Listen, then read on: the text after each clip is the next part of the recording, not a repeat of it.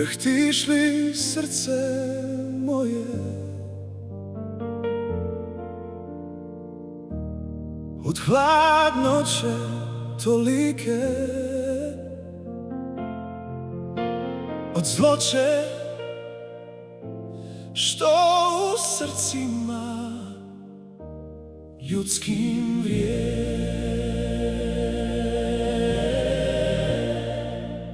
Samo hrabro, još malo,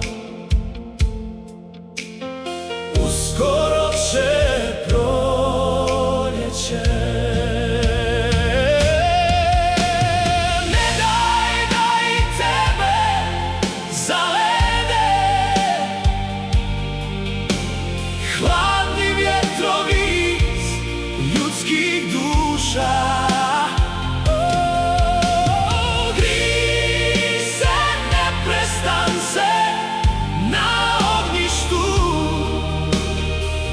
Svetoga srca Isusova, samo hrabro, još malo, uskoro će proljeće. Ne daj da i tebe zalede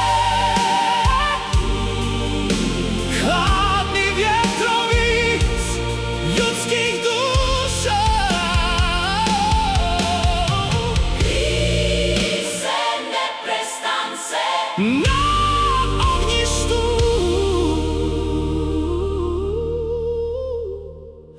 presvetoga srca Isusova.